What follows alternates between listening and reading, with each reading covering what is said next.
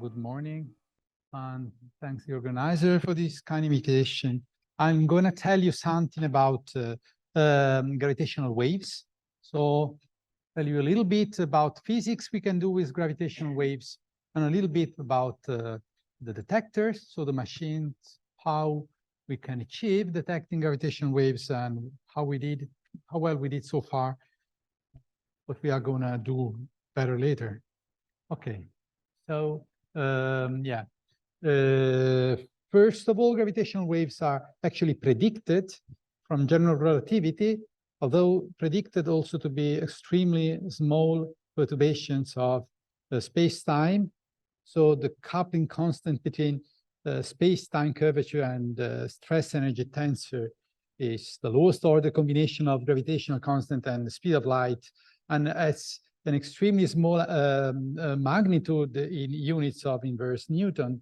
So if you take the computation of what's a gravitational wave amplitude generated by a binary coalescence by two solar mass level neutron stars at something like 15 megaparsec from here, this is a strain with an amplitude of 10 power minus 21. That is extremely small, difficult to detect.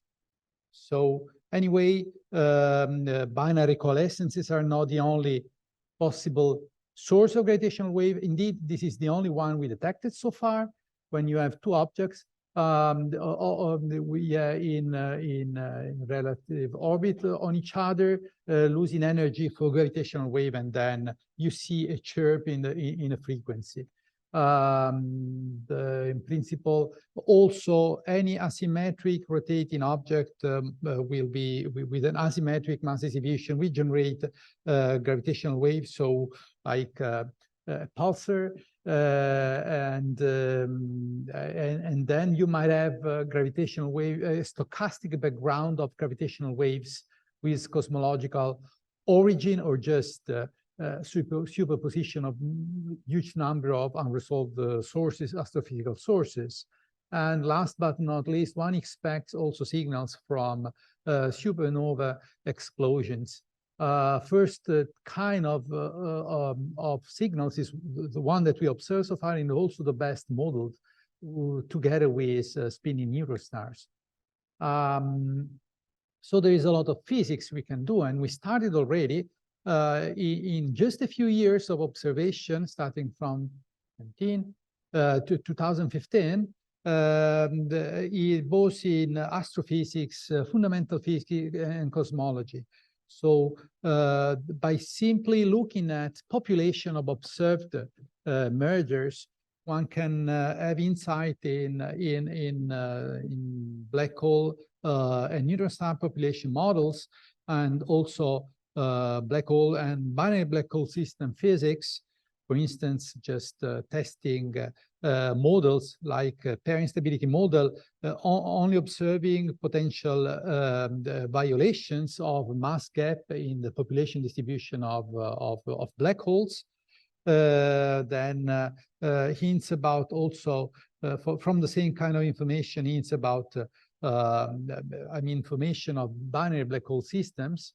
And from the shape of the waveform detected, one can have information about internal modes for internal normal modes for black holes, or insight of potential hints on equation of state for neutron stars, and so on.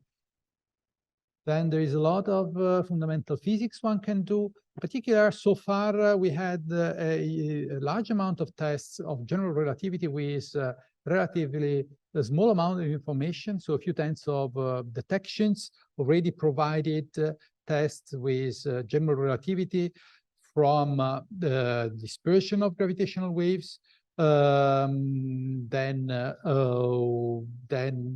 potential information from gravitational wave propagation, giving bounds also on graviton mass, or comparison of masses of the coalescing objects from different models of the same or different parts of the coalescing signals.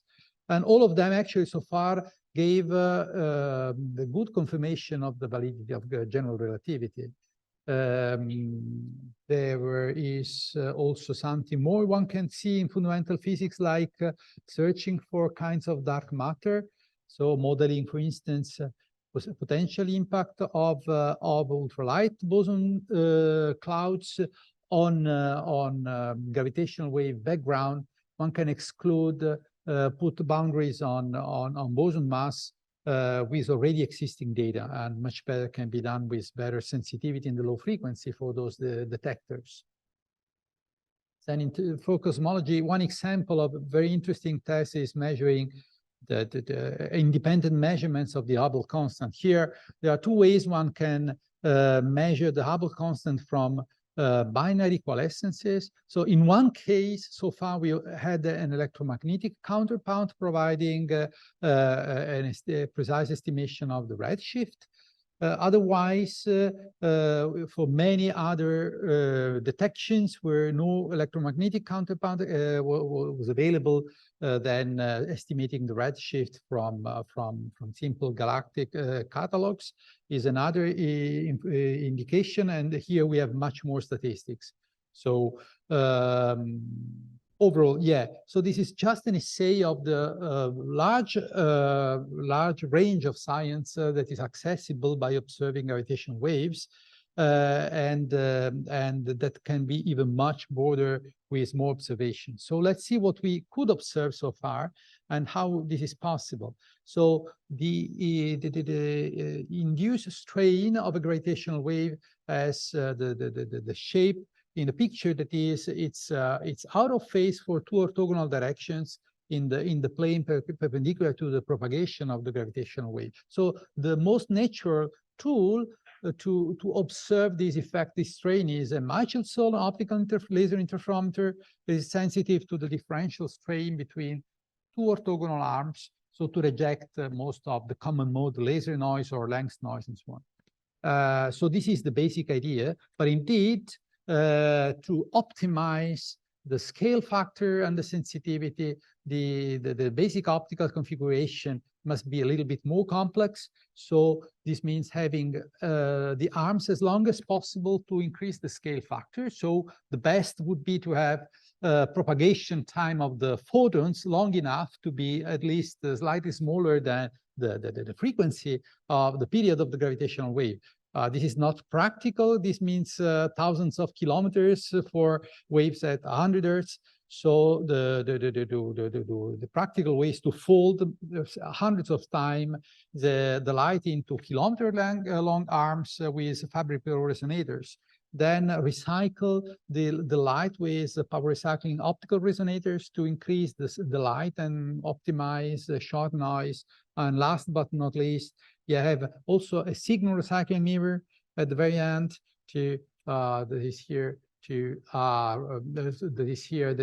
also increase this optimize the detector bandwidth, and then having other optical resonator at the input and at the output of the interferometer to remove iota modes and improve the spectral purity. And there are also not shown here methods. I will tell briefly about reducing further the quantum noise with squeezing techniques. So there's a lot of work to reach that extreme sensitivity in strain to be at the level of 10⁻⁻21 or better. But then many any tiny disturbance can mask and mimic any different strain change. So including scattering or phase noise from residual gas. So this means everything laser beam should propagate under ultra high vacuum. Seismic noise, this means the test masses should be perfectly isolated from ground motion with very complex suspensions. And then in the end, laser should be very stable in terms of frequency phase, optical mode, and power. But in the end, you might be limited by fundamental noises like thermal noise on the mirrors or on the suspensions, and quantum noise. This is a shot noise. Just a few words about shot noise is that with suspended mirrors, it's a little bit more complex than in a simple interferometer. So shot noise actually is adding noise to the phase of the laser that you detect. This is an interferometer, is a phase detector. But it's not the only thing, because amplitude noise in this case would also produce fluctuations in the radiation pressure to the mirrors. And so this produces tiny position fluctuations in the mirrors that become, again, an extra noise. And the problem is that Heisenberg uncertainty principle make those two parts of the quantum noise scale differently, and with the power. So you can increase the power, and to improve shot noise, this will worsen the radiation pressure noise. So you can increase the high frequency sensitivity with more laser power, and then this spoils the low frequency sensitivity. So this really looks like a challenge, as this is due to fundamental quantum mechanics. I'll go back a little bit later on that. But we had a first generation of interferometric detector, 2 detectors, LIGO detectors in the US and Virgo in Italy, operating in the first decade of this century for many years, and with the impressive achievement to verify and demonstrate the design sensitivity that was, you can see from the scale here, used to be at the level of 10 power minus 22 or better at 100 Hertz, but not sufficient to really observe gravitational waves for nearly 10 years. So this means that those detectors needed an upgrade. But at the same time, people realized that rather than a competition between independent detectors, they should actually be connected in a network. Or one of the main motivations is that those detectors are more or less isotropic, so their antennas poorly directional. So by triangulation with 3 detectors, you can have an impressive improvement over the localization capability you can see here. So you don't see anything here, so let me go back. Oh, come on, back. Yeah, so you can see a difference between what you can observe with 2 detectors and sky localization, and with 3 detectors, which is much narrower. So this means now we have memorandum of understanding between the different collaborations that treat all the data as a single network.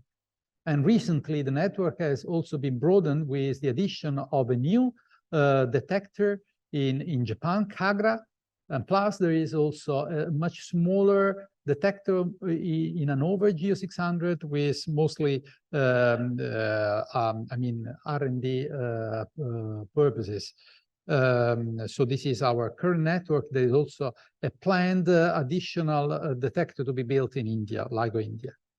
So going from first generation to second generation detector, I had the goal to increase further the sensitivity factor 10, which is huge in terms of then return. You must, those detectors are actually sensitive to the amplitude of the gravitational wave, which scales as inverse of the distance. So this means doubling the sensitivity makes the observed volume increased by an order of magnitude. So a factor 10, this means a factor 1,000 in the potential rate of events that you can observe.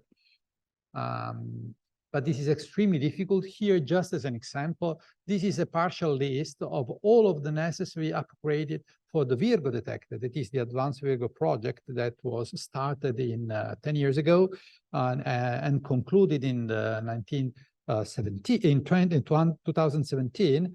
And basically meaning improving mirror size, increasing finesse of the resonators, increasing laser power, in improving the thermal compensation system to avoid thermal aberrations and so on, and suspending a lot of optical benches to avoid stray light. It's really an impressive upgrade. And here you can see on the right-hand side the design sensitivity that has not been reached so far, although we already started to have much better than before. So let's see. The first detectors to conclude this upgrade for second generation were the 2 LIGO detectors in 2015. As soon as they started taking data, they could detect the first gravitational wave, that is GW 150914. you see the strain signal on both detectors with the typical chirp of a binary coalescence and the spectrogram of the, and also the residual with respect of to modeled waveform from numerical relativity models. And from this simple signal that lasts a few hundred milliseconds, you can get a lot of information by comparing with extremely precise models from numerical relativity, both parameter estimation, that is masses of the original objects and the final product of the coalescence, orientation of the orbit, spin of the mass of the components, and much more than that. So a lot of information to be bare like that. Another important event we got in the second observing run 2 years later was when, as soon as also Virgo joined the network and started to take data at the end of the upgrade. And this was a different kind of binary coalescence involving 2 neutron stars, and the product was a kilonova. The relevance here is that for the first time, we also had an electromagnetic counterpart. So you can see on the left-hand side the simultaneous detection of gamma ray burst from 2 different detectors, and on the right-hand side signals from optical detectors observing the emission from the resulting kilonova. And in the center part, you can see the sky localization from the 3 detectors that actually allowed this combined observation that was basically giving birth to multi-messenger astronomy. One interesting outcome of this observation was looking at spectra of heavy metals in the optical emission. This means solving a mystery in nucleosynthesis of heavy elements that were not explained so far. Then what those detectors are doing right now is alternating data taking plus periods of upgrade. And there is an obvious advantage in spending some of the time for upgrades, as increasing the rate, the sensitivity, we increase the rate, and overall, after some time, we gain for sure in terms, orders of magnitude in terms of overall number of events that we can detect. And moreover, most of the physics you can get there from observing gravitational waves is actually much better quality. You can get much more physics with better signal-to-noise ratio. So this is a table summarizing the detections in the first 3 observing runs ended in 2020. Most of them were observed actually in the 3rd observing run. And it's about 100, more or less 100 binary coalescences. Most of them are binary black holes, but some of them are also involving neutron stars. So here you see all of them. I mean, all of those coalescences in terms of the mass of the progenitors and the final product, together with also known neutron stars from electromagnetic observation and known black holes. So you can see that we are observing some different part of the universe. That is, in particular, we also start to observe black holes and neutron stars in regions where they were not expected to exist. So where one would expect mass gaps. And you see the rate of events, like the time distribution of detections that have a completely different slope, of course, when we start the O3 run after an important upgrade. And during O3, we had, as I said, nearly 90 detections. Some of them have also something interesting, not simply ordinary black hole coalescences. Some of them are involving neutron star black hole systems, or some of them are involving extremely asymmetric components like different mass ratio. And even some of them show up negative effective spin, or masses estimated from parameter estimation in pair instability mass gaps. so providing very interesting pieces of information for physics. But then this is not the end. We stopped 3 years ago for another upgrade in view of the next observing run 04. And this is a plot showing the target sensitivity for advanced VIRGO compared to the sensitivity we got during 03. And this project now is to have this done in 2 steps, one for the 04 observing run, and by increasing improving quantum noise, and then the second part to improve our thermal noise by changing some of the mirrors. So this is a list of upgrades overall that are also including a change of the optical configuration, that is adding this signal recycling mirror number 2 that was already employed in LIGO and was not there in VIRGO. Plus, then also upgrade our system for beating the quantum noise with quantum optics methods. And similar actions are planned for LIGO, or actually have been achieved for LIGO, to reduce technical noises, radiation pressure noise, and improve laser power, increase laser power, and improve the squeezing. So with a target to double more or less the sensitivity with respect to the past. A couple of words about quantum noise, because this is a fundamental limitation to those detectors. So we already had some quantum optics methods to reduce the quantum noise by injecting squeezed light on interferometer dark port, both in VIRGO, LIGO, and also in GEO 600. And we achieved about 3 dB of squeezing, even up to 6 dB of squeezing, reducing the high frequency noise where shot noise is dominating in all of those detectors. You see that we have no advantage in the low frequency, because I said there are both technical noises, and then radiation pressure noise would actually get worse in the low frequency. So one of the major upgrades for both LIGO and VIRGO in view of 04 was to implement a new method for making, for cheating with Heisenberg uncertainty principle, that is generate a phase shift in the squeeze light, yeah, and to achieve phase squeezing at high frequency and amplitude squeezing at low frequency, where we would be limited by radiation pressure noise. And this implies an addition of a new optical resonator to rotate the phase of this squeezing. So it's very complex, but just to show you that this actually works. So there are experimental data both from LIGO on the left-hand side and from VIRGO to show that this frequency-dependent rotation of the squeezing is possible, and actually doing the job to improve our quantum noise in the whole band. So overcoming the limitation from Heisenberg principle. Okay, so the 04 science run actually started at the end of May. You can see already an interesting plot with a sensitivity of 5 detectors running all together.